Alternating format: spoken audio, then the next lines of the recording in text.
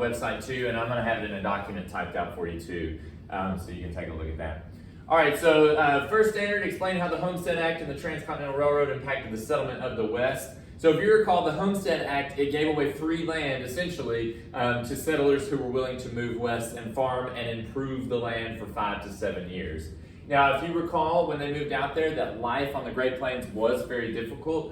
They basically had to live off of the earth, because on the Great Plains, there's not a whole lot of trees. So they had to build these sod houses. And the weather out there gets extreme, there's a lot of wind. So life on the Great Plains was pretty difficult, and it was dangerous. So yeah, and then the Transcontinental Railroad, of course, it connects the east to the west. So now things are changing and people are going to start moving out to the west in great numbers. And mainly they settle on the Great Plains. All right, so there's US.1. I'm going to go kind of quick through these because I don't want to bore you to death. Okay. All right, number 2, US2, explain federal policies toward American Indians, including the movement to reservations, assimilation, boarding schools, and the Dawes Act. Now remember, the United States government told Native Americans that the goal was to try to improve their lives and make them more civilized, make them more like Americans, make them more westernized. And the process of kind of taking away their original unique cultures is called assimilation. So making them less like Native Americans and more like Westerners, and for lack of a better word, like white Americans. Okay? And I'm not trying to be weird about anything like that, but that was kind of the goal. And remember, they sent the government forced Native children to go to boarding schools, and their hair would be cut, their names would be changed. They weren't allowed to wear their traditional Native clothing, and their goal was kind of try to make them like white Americans. Okay. Remember the Dawes Act? It broke up Native American lands, and the idea of having a tribal land settlement, that was a very Native thing. And the Dawes Act said, this is not how we do it in America. We are individual landowners, and so we're going to break up your land. You can buy it back, but remember the Native Americans didn't have a lot of money, so this was impossible. So essentially, the American government was overall pretty terrible towards Native Americans. I didn't go over the Trail of Tears and the movement to reservations, but remember they did kick them off their original tribal lands and sent them to land that was set aside for them. Okay. So you can take a look at that. Let's rock and roll. All right, number 3, you explain the impact of the Compromise of 1877, including Jim Crow laws, lynching, disenfranchisement methods, Benjamin Pap Singleton, the Exodusters, and the Plessy v. Ferguson decision. All right, if you recall, the Compromise of 1877 ended Reconstruction in the South. Rutherford B. Hayes made this deal where he said, look, if I get the Southern electoral votes, I'll take the troops out of the South. And as a result, the South becomes extremely racist again. And one of the ways this manifests is the Jim Crow laws that happened because of Plessy versus Ferguson, which is the idea of separate but equal, having separate facilities for whites and blacks. But remember, they're never equal, okay?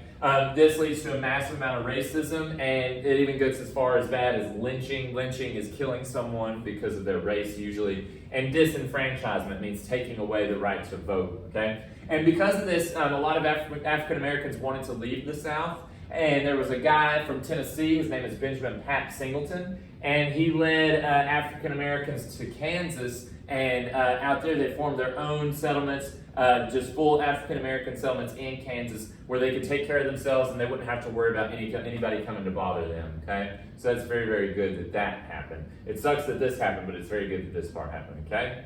All right, good on that. Remember to pause and email me if you got any questions about any of this. I can clarify. I'm going fast because, like I said, we've already learned this, so I'm not trying to bore you to death. All right?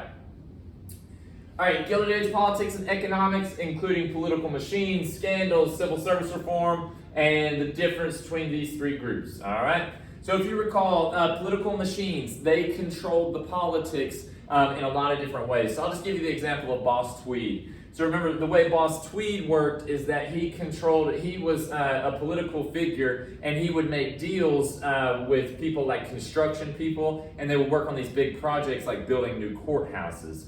And the people who built the courthouses would hire immigrants or poor people, and they would say, hey, Boss Tweed helped you get this job, you should vote for him. And then Boss Tweed, he would say, well, this is going to cost this much tax dollars, and it actually doesn't, and he would pocket about half that money. So he would make lots and lots of money, okay? And this is really corrupt, because you're lying to the taxpayers saying this courthouse is going to cost $1 million when it only costs $500,000, and he pockets that extra $500,000, which is illegal, by the way. It's stealing. It's corrupt. Okay. The credit mobilier scandal, that involves the Transcontinental Railroad and members of the government. Remember, they took about, I think it was like $45 million from the taxpayers. Wow. And then President Garfield, remember, he was assassinated because he promised a man a job that's called the spoil system, and he didn't deliver, and that's very bad, so the guy killed him. And then remember, if you recall, Thomas Nast, he was an artist, and he kind of brought all this corruption to light. He drew the picture of Boss Tweed with the money head, and it shows, you know, Boss Tweed, he manipulated elections. He would have votes, he would have voters vote more than once. And he's just real greedy. It's just the greed kind of got the best of all of this. And greed really got into politics, okay? So we got a lot of scandal. Civil service reform means they tried to fix the whole system, and they made a test that political leaders had to take, okay? And then, of course, industrial capitalists, that's going to be your biggest amount of money makers. Wage earners, that's a very low amount, and that's most of the population. Remember, it's a lot like the feudal system where you got people who work down here and then people who control the business up here, a very small group. And farmers, they were struggling the entire time with monopolistic practices of the railroads. Okay, and I'm going really fast through this because I've gone through this before. If you don't remember this stuff, go back and watch some of the videos, download some PowerPoints, that sort of thing. You can find it all on my website. Email me if you need something, okay? All right, now, we get a lot of inventions and innovations in the early 1900s, and some important ones that we have to go over are Alexander Graham Bell, Henry Bessemer, Edison, Morgan, Rockefeller, Carnegie, Tesla, Vanderbilt, and Madam C.J. Walker. Okay, so we'll go through the inventors. Alexander Graham Bell did the telephone. Bessemer, the Bessemer process, converting iron to steel, and you can build skyscrapers with steel, and that's when America, boom, it takes off, okay? Edison, he does the light bulb. The light bulb is a big deal because now Americans can work at night, and that's a game changer because productivity goes way up. And then we got Tesla, who makes advancements in electricity, okay? Entrepreneurs, J.P. Morgan, he's a banker, all right, very rich guy. Rockefeller, Standard Oil, one of the richest people ever. Carnegie, U.S. Steel, also a billionaire. He helps out people after his money, though, especially in his later life. He kind of figures out, oh, I should use my fortune to help people, okay? Vanderbilt, he's in the railroad and the tugboat industry, the shipping industry. He establishes Vanderbilt University later by handing out his money. And then Madam C.J. Walker, she is a unique one in this group. She is an African-American woman who, I believe she is the first woman millionaire in America, or at least the first African-American woman millionaire. Successful businesswoman. She made hair care and beauty products, and she really exemplifies this idea of a self-made African-American moving up in life, which we're going to get to later in the PowerPoint. So there you go. So Madam C.J. Walker, one of the most unique individuals of this list for sure. So there you go. Very good. All right, now we got to talk about the big cities, and they call them industrial centers because they have a lot of factory jobs there. That's why they get that industry title, okay? So those are Boston, New York City, Chicago, Pittsburgh, and San Francisco. And why did people move there? Well, they moved there for one thing really only, and that's jobs. And remember, sometimes we call jobs economic opportunities. So you know, okay? So immigrants come to America. Remember, they're leaving Europe because there's a lot of bad stuff going on in Europe, and they come to America for jobs and factories. And they can make decent money, however, they're going to work really hard and in bad conditions. Oftentimes, they settle in poorer areas, and they live in neighborhoods called ethnic clusters. An ethnic cluster, if you recall, is just a neighborhood with all the same kind of people living there. So it might be like Little Italy or Chinatown. I think Chicago has something called Little Poland, so a lot of Polish people live there. And the type of housing where they live is pretty bad. They live in these tenement houses, which are very cramped, crowded, poor, very tight living, dirty apartments like in New York City, Chicago. All these big cities have this tenement housing. And remember, photographers and muckrakers such as Jacob Riis, they're going to expose the harsh conditions in these poor areas and bring about changes, which is very good, okay? Also, you're going to have a mass migration from rural areas like the South, like the Great Migration of African Americans. They leave the rural South and they move to the urban cities for jobs, okay? And then remember, all this does is it makes these wealthy business owners such as Carnegie, Rockefeller, all those guys, They get really rich, but the working class still stays poor. And we looked at that cartoon of it's got a bunch of people at the bottom, and then it's got some big, fat, rich businessmen sitting at the top. And it just shows that the wealthy business owners basically lived off the labor of the poor. And the poor were most of the population in America at the time. So we're headed towards some changes because life was really hard for these poor people. Okay? Very good. So people moving to cities for jobs.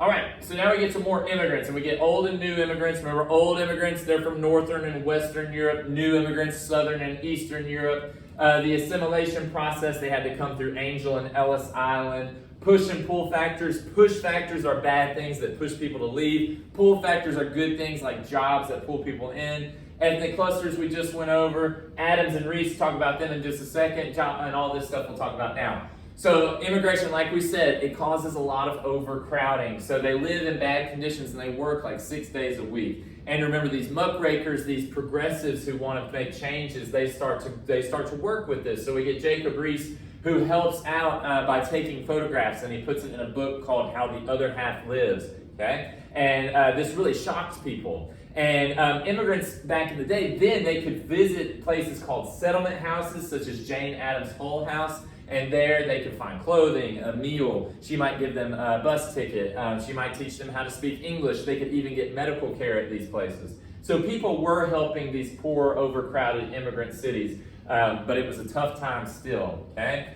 Now, a lot of people who were already living here had nativist tendencies, and nativist just means they're anti-immigrants. And they're worried about immigrants coming to America and stealing the jobs, okay? Because immigrants tended to work for lower wages because they're used to having no money, so they'll work for just a little bit of money, okay? And then the Chinese Exclusion Act and the Gentlemen's Agreement basically stopped immigration from Asia. Remember, the Chinese Exclusion Act said no more Chinese immigrants, and the Gentlemen's Agreement said, hey, Japanese people that are here, they need to assimilate, be more like Western Americans, okay? And essentially what this does is it just kind of stops immigration from Asia for a little while, all right? So there's that one. That's a big one. Make sure you're pretty familiar with these because over the years, this is going to build, okay? All right, let's keep going. All right, social Darwinism and the social gospel. Just remember that these are two kind of attitudes, two ways of approaching immigrants and poor people and the problems that were going on in America, because there were problems. Poverty leads to a lot of problems, okay? So social Darwinists typically, and I'm not being weird by this, I promise, these are typically rich, white, upper-class industrialists. So this is going to be your big business owners who feel like, and remember the way I taught you was, they are rich because they were meant to be rich. There's something exceptional, good about them. And government leaders, this infiltrates the government too. Some government leaders felt this way too. And they look down upon the poor and they say, you know what, you're poor because there's something wrong with you. You're poor because of your skin color. You're poor because of this or that. And they're like, we don't need to help you because this is Darwinism. This is social Darwinism. It's survival of the fittest, or in this case, survival of the richest. So social Darwinists, they don't want to help the poor. On the other side, the social gospel, that's people who have money who do want to help the poor. And the way they do it is they go after social problems such as racism. They also focus on trying to end inequality, so trying to get better pay for immigrants and things like that. And they also are going to focus on alcoholism, which will take us further later. So they see these things as a problem, and they kind of throw money at it to try to fix it. Unfortunately, this side it was kind of dominant in the era, okay? So social gospel wants to help the poor. Social Darwinists look down on the poor. They don't want to help them, okay? All right, Washington and Du Bois, both African-American activists with different ideas on how to achieve equality for African Americans. So let's go through them. Washington's ideas is that African Americans should work hard and be self-reliant economically. In other words, work really hard, save some money, get a good job. Don't worry about trying to end racism, because if you build yourself up to a place where you can be respectable by white people who have money, I promise I'm not being weird, I'm just trying to explain it, okay? He said, you will build up that respect yourself if you build up your own economic stability, and eventually racism will disappear. That's Washington's idea, okay? Du Bois, on the other hand, so Washington, he's for gradual end of racism through hard work, essentially. Hard work and saving money will eventually end racism. Du Bois, or Dubois, on the other hand, he says, look, racism has to end now. And the way we're going to do it is through political action. We need to get involved with the government. And it needs to be led by very highly educated African Americans.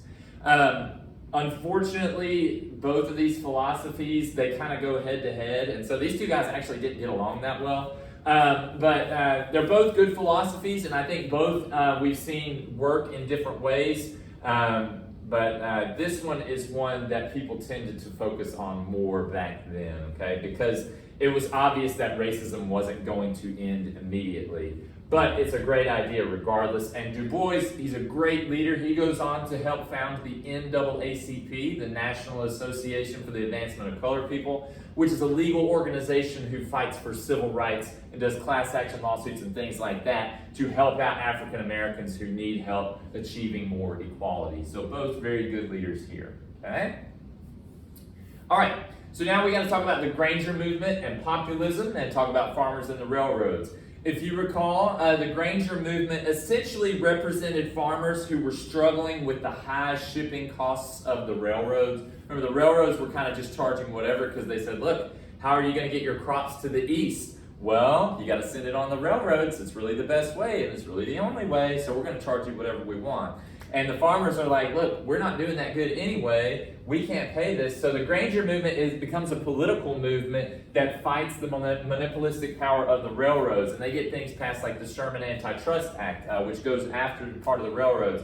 And they say, look, we need more money in general. And remember, America was using the gold standard at the time, where gold backed up the money. And they say, why don't we use silver too? Silver, we could create more money, and then there'd be more money in our pockets because there'd be more money in the economy. So the Granger movement advocates for less monopolistic power of railroads and other businesses, and the coinage of silver, okay? This movement gets so big and so popular that it becomes the populist movement. And what the populist movement is, it's kind of like the working class, the common man's political party. And what it says, hey, we are the American people. We are the people. That's what populist means. It means like the population, right? And they said these big businesses, these industrial monopolies, they have way too much power, and we need to do something to fight that. They come up with a candidate for president. His name was William Jennings Bryan. They ran in the election of 1896, but unfortunately lost, and the populist movement kind of dies out. But later we get a president named Teddy Roosevelt, who's not necessarily a populist, but he does kind of go after this thing here. He's kind of a president for the people, and we'll get to him soon. All right? You might want to go back and watch the PowerPoint, the video on this one, because it is a little tricky. There's a lot going on there. All right? All right. So now we get to labor movements and union tactics and things like that. Remember, strikes, we get to Debs and Gompers, and then the prison labor saga, okay? So essentially, labor unions, what it is, it's an organization, it's a big group of people who fight for better working conditions in American industries, okay? So life was hard in these American industries. They're working long hours, there's unsafe conditions. It's just overall, it's a very hard job in American factories, okay? And so we've got labor unions as groups of workers who get together and they fight for better conditions. And the main way they go about it is going on strike. The famous union leaders of the day were Eugene Debs and Samuel Gompers. They were unpopular with the government, but the people liked them because they did fight for more working rights. And the government and big businesses, they eventually have to work with strikers. Now, for a while, big government and big businesses would fight these strikes. They would have people go in and start riots in these strikes to kind of end the strikes. Because if you end the strike, people get arrested, they have to go home, and then people just have to go back to work, and they don't get anything accomplished. However, big businesses eventually had to start listening, and they come up with this idea of collective bargaining, and that just means making a deal with the group, all right? So essentially, the labor movement, they're fighting for more workers' rights, all right? And if you recall the Coal Creek labor saga, that's when it was in Tennessee, and the Coal Creek Mining Company, they fired their miners when they were striking, and they brought in prison labor, and the miners revolted and killed a lot of people and burned down the prison. Kind of a cool story, all right? Questions on that, please send me an email, and let's rock and roll. Let's keep going. All right, trusts and monopolies. Trusts and monopolies, the way they work, they essentially get so big that they are able to buy up all the aspects of their industry. They buy out all the competition and they shut them down. And that's really bad for the economy because the economy needs competition, because competition makes prices go down for us, and that's really good for us because then we spend more and that gets the economy going. But trusts and monopolies, if they control all the business, they can set whatever price they want. That's really bad for us. And then the quality of their products ends up being not that good because they're the only ones making anything, and so they get complacent, and it's not that good, okay? So they get really powerful, and small businesses cannot compete, and that's bad. Like I said, that's really bad for us, okay? So there's a couple of antitrust laws. The first one is the Sherman Antitrust Act of 1890. It helped out to weaken monopolies' power. It wasn't great. The Clayton Antitrust Act of 1914, though, is much better. But both of these go after monopolistic power. They help out smaller businesses and they hurt big businesses because you want multiple options. You want a lot of choices as a consumer because as a consumer you want lower prices. And lower prices are good for the economy because we're going to spend more, and when we spend more, that drives the economy forward, okay? So take a look at that one, and there we go. All right, now, working conditions for women and children. Remember, women are starting to go to work, especially in textile factories. Remember, textiles are clothing. And children they work in factories as well because, number one, you don't have to pay them much. Number two, they have a lot of energy and they're easy to control. You know, you can be a big mean boss and get in a little kid's face and he'll listen to you. And number three, they have small hands, so they're good at working on stuff. I know that sounds weird, but it is what it is. So it was very dangerous for children.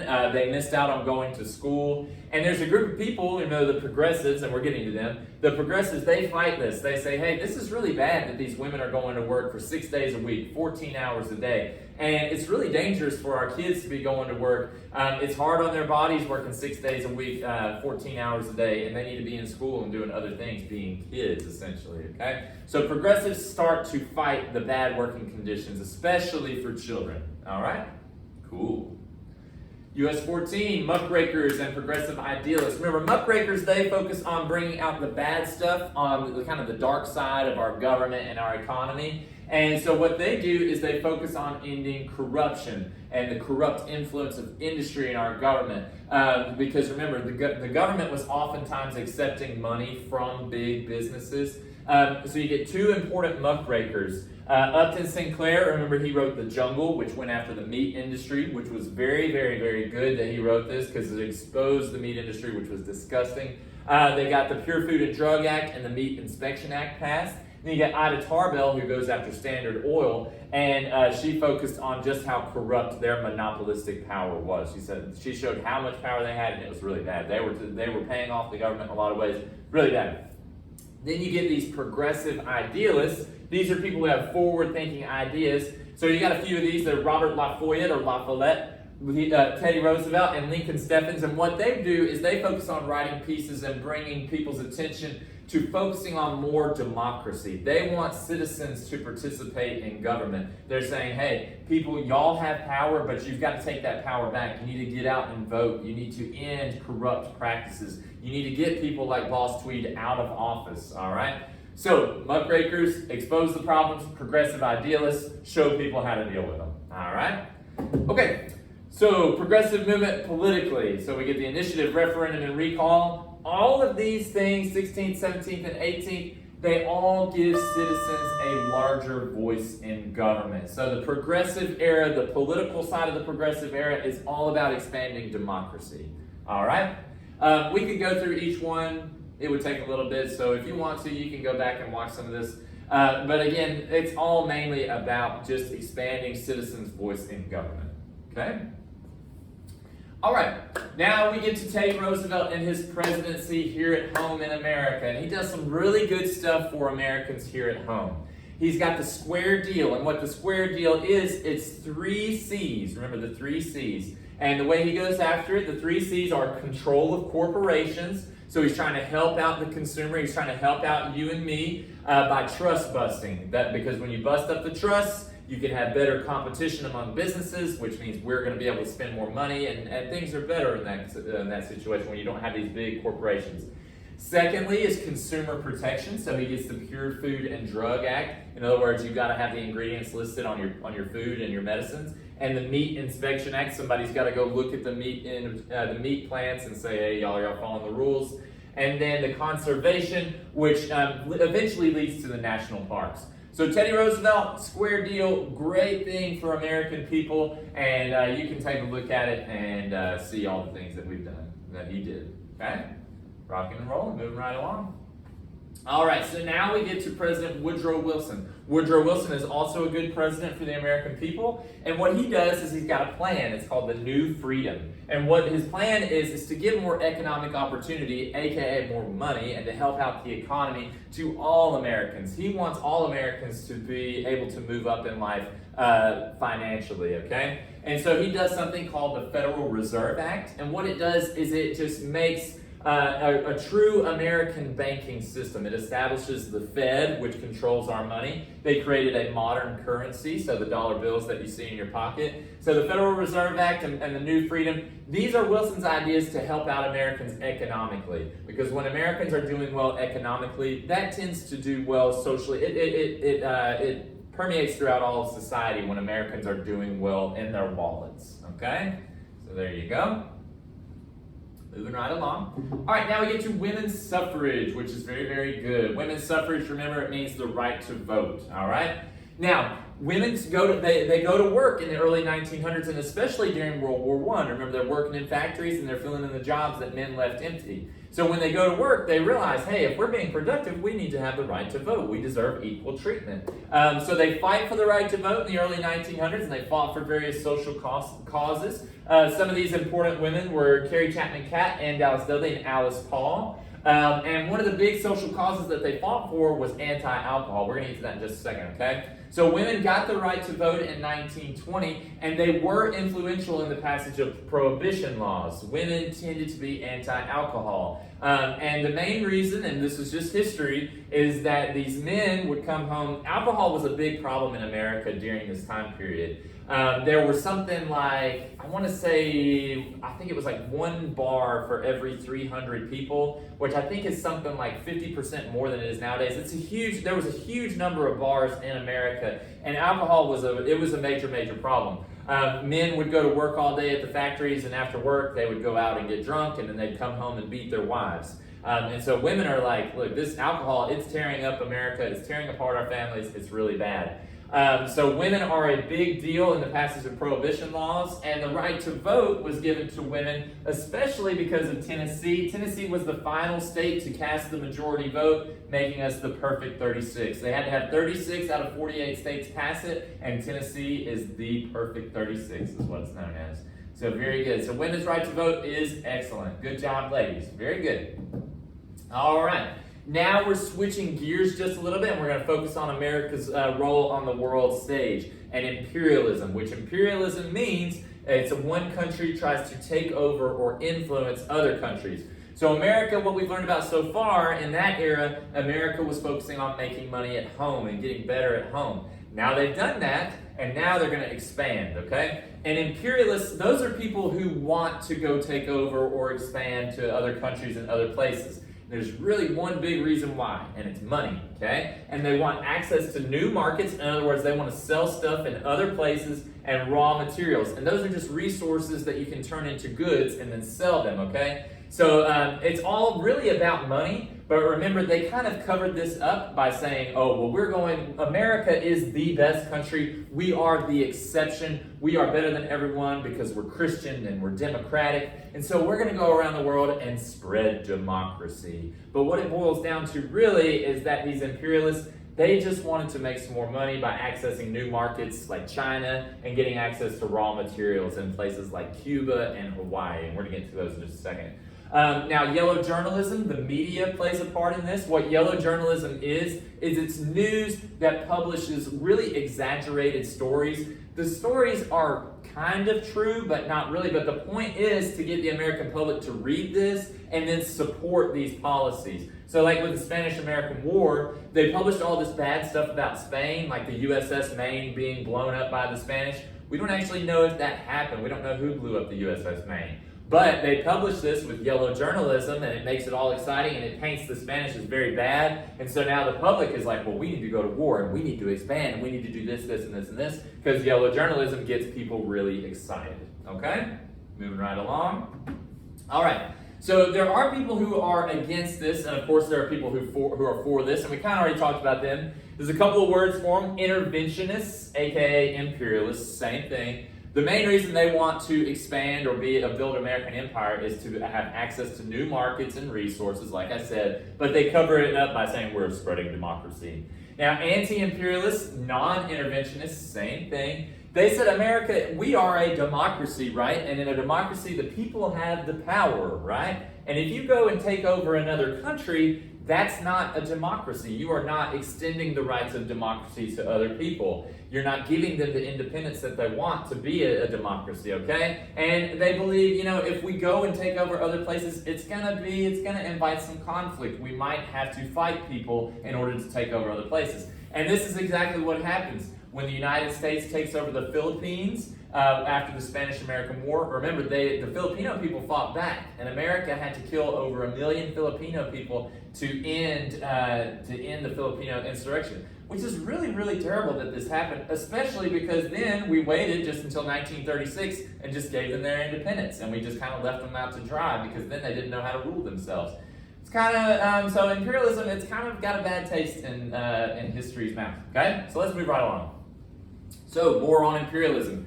So Hawaii and Cuba. Remember, Cuba was being mistreated by Spain, and I'm going to kind of skip to this one. Cuba was being mistreated by Spain, and America's like, look, we can help y'all out. When really what it came down to is that Americans wanted access to sugar in Cuba. Remember, that's sugar plantations, okay? Then the USS Maine explodes in Cuba, and then we get into this war with Spain because of yellow journalism, right? I encourage you to go back and watch that one because that's important. All right, and then we had to, like I said, we had to fight Spain in the Philippines. We had to go control the Philippines after Spain sold it to us for $20 million. And on the way there, we stop off in Hawaii just as a resting spot, and American imperialists saw sugar plantations and fruit there. There's a guy named Sanford Dole who starts a fruit company. He wants to take over Hawaii, and Americans show up there and they say, hey, Hawaii, we're just going to stop here and rest for a little while, and we're not going to bother y'all, it's going to be fine. But actually what happened was we pulled up, the Marines unloaded, and they said, hey, Hawaii, you belong to America now. Take it or leave it. And they had to take it because they didn't want to get killed. So we took over Hawaii, we took over Cuba, and the main reasons are access to sugar and money, okay? Now, the U.S. victory, we acquired the Philippines. We also got Cuba and Puerto Rico from Spain. And like I said, we controlled the Philippines until 1936, and we had to put down a Filipino insurrection in which 1 million Filipino people were killed. Kind of insane, but it is what it is. So there you go. Okay, so let's keep moving right along, and we'll get to the Roosevelt Corollary and the Panama Canal and all that stuff here in just a little bit. All right, and actually right here. So we're going to talk about some different political philosophies, and I know this video is getting a little bit long. Pause if you need to, but we're almost done. Okay. So Roosevelt, he's got this idea of speak softly and carry a big stick. And essentially what that means is you tell people what you want, and then you need to back it up with military power if they don't do what you say, okay? Which is it's definitely imperialist, and it's kind of being a little bit of a bully. So Roosevelt, great president for the American people, kind of bad news for the rest of the world. And here's the deal, here's the reason why. So America looks at this, they look at the situation. So as far as imperialism goes, we've beaten England in 2 wars now. Now we've beaten Spain. So America is certainly an imperial power. We are a global power at this point. So we're early 1900s, okay? And what they say is hey, all you European powers, especially you, Spain, if y'all try to come over here to the Western Hemisphere, if you try to come over to Central and South America and have colonies, you are not welcome here. We are now, with the Roosevelt Corollary, kind of the police in this area. We have the power in this area. So don't come over here messing with us, and don't mess with Central and South America, because we're going to build the Panama Canal too, and we're going to control trade in this area. And that's fine if you want to come trade, but don't come over here and try to have some imperial power, okay? So the way Roosevelt enforces this during his presidency, like I said, is the big stick diplomacy. You tell people what you want, then you back it up with the military. Then we get Taft, who uses dollar diplomacy. He's the next president. And he says, you know what, we're going to invest in other countries, such as these Central and South American countries. We're going to invest in them, and you know, they like our dollars, so they need to put in leaders that we like, okay? So that's dollar diplomacy. And then moral diplomacy says, hey, other countries, you really like our money, don't you? Well, you need to be more democratic. You need to be like us. That's called moral diplomacy, because remember, democracy is high morals, okay? But remember, a lot of this is really not democracy. It's just a lot about making money, okay? And again, go back and watch these videos if you need to. We're going to keep moving.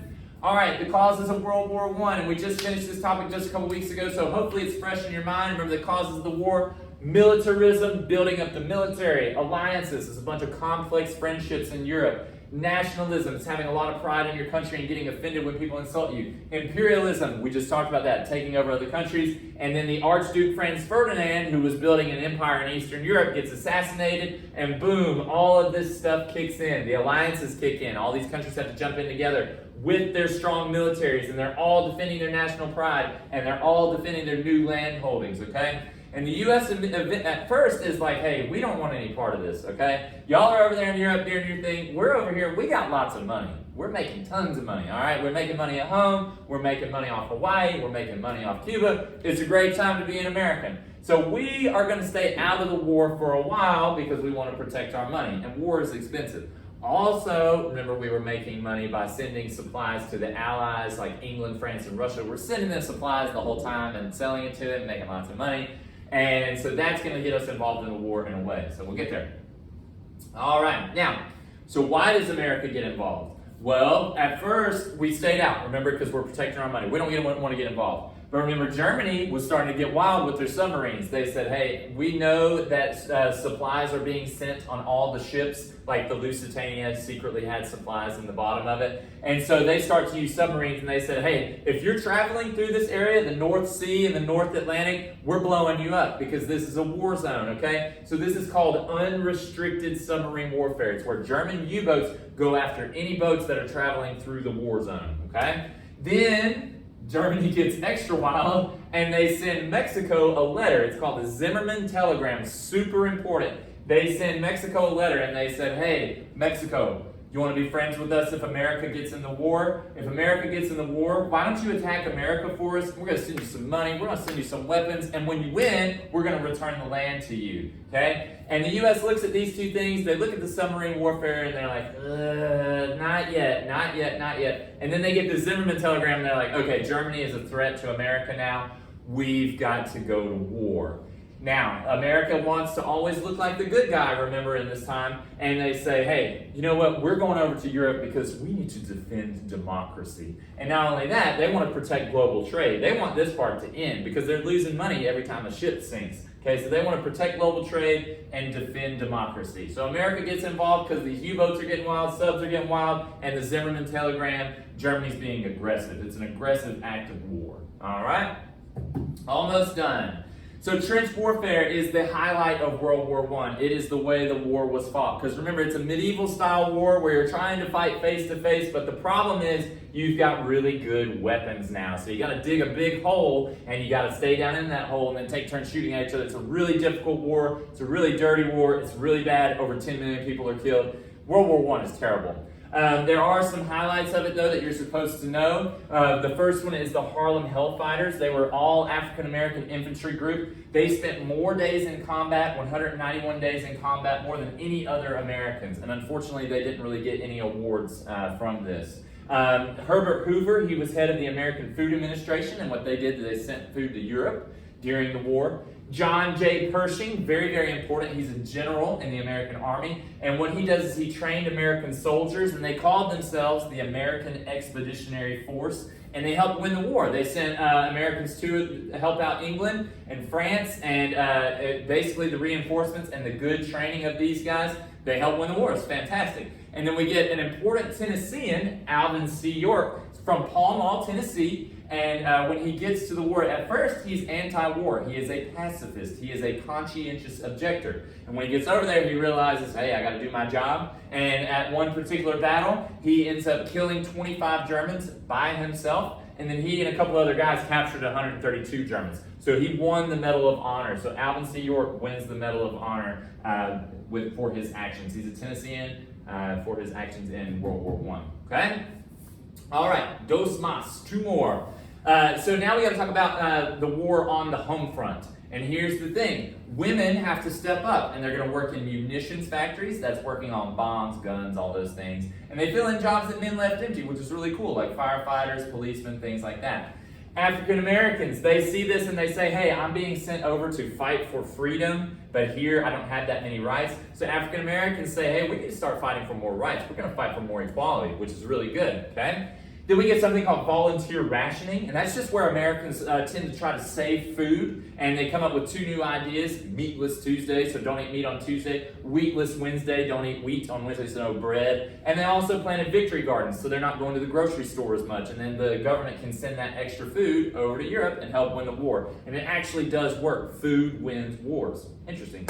All right, there was a government agency called the Committee on Public Information, and what they did is they created just media, so that's posters, advertisements, slogans, and what it says is say, hey, Americans, here at home, you can't go over there, you're not necessarily over there fighting, you're not necessarily winning the war, but there are things that we can do, such as voluntary rationing, we can go to work, that can help win the war. So the CPI, they say, hey, you can do steps at home. It might suck, but you can skip meat on Tuesday. You can not eat bread on Wednesday. You can plant a garden, and this will help us win the war. And it works. America wins the war, so it's very good.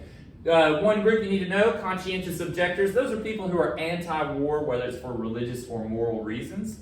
And then you get a weird court case. This guy, Charles Schenck, he printed out these booklets that say, hey, avoid the draft. He's anti-war, okay? And the government comes after him and they say, hey, you can't do this. This is not protected by freedom of speech. This is a clear and present danger during the war, and you cannot do this. And he actually goes to jail for it. It's crazy. So you don't always have First Amendment rights if the government deems it inappropriate, okay? So there you go. And last one. All right. Woodrow Wilson. Let me make sure. Yeah. Last one. Woodrow Wilson's 14 points. Remember, America wins the war, like I said. And the 14 points is Wilson's plan for world peace. And it's got a lot of things in it, but the one I want you to take away is the creation of the League of Nations. And what it is, the League of Nations, it's just a big alliance of the world governments who won the war. Now, the U.S., the public, they are not huge fans of this, and there's a few reasons why. First of all, the League of Nations and the Treaty of Versailles, the League of Nations was part of the treaty, and what it said is that Germany's got to pay back huge amounts of money, like $55 million, to pay back for the war. They blame the war totally on Germany. And German Americans are like, yo, this doesn't jive. It's not all Germany's fault. Remember, there's a lot of other factors at play. So German Americans, they say, no, we don't support this. Secondly, a lot of Americans look at this and they say, look, weren't alliances part of the reason why we got involved anyway? Let's stay out of alliances. We need to be more isolationist. We need to stay at home and take care of ourselves. We don't want to be part of this League of Nations because they might get us into another war. And thirdly, that women now have the right to vote. Remember 1920, the 19th Amendment, okay? And women look at this thing and they say, look, the war was really tough. We were over here working really hard, while meanwhile our sons, our brothers, our husbands, etc., they had to go to war and they had to die. And it's not necessarily a war that maybe we shouldn't have even been involved in, and it might happen again, okay? Now, it does happen again because the U.S. doesn't get in the League of Nations. That's the ironic thing, is the U.S. rejects it. They say, nope, we're not getting in it. Wilson's disappointed. He's like, dang. All right, so the U.S. doesn't join the League of Nations. And meanwhile, Europe is left to deal with Germany, who was crumbling. Their economy was crumbling, and Europe was really struggling during the 30s, and we'll get there. And then eventually we get World War II as a result. Wow. Woo! That was a lot. Hopefully you enjoyed it. You probably didn't, but hopefully it jogged your memory in a lot of ways. And guys, I highly encourage you to go back and revisit a lot of these notes and PowerPoints and things. Study up on this stuff because the test is kind of difficult. But guys, I think you're going to do fine. Yeah, email me if you have any questions about any of this stuff, and email me if you got any questions in general. And best of luck to you, and have a great day. Bye!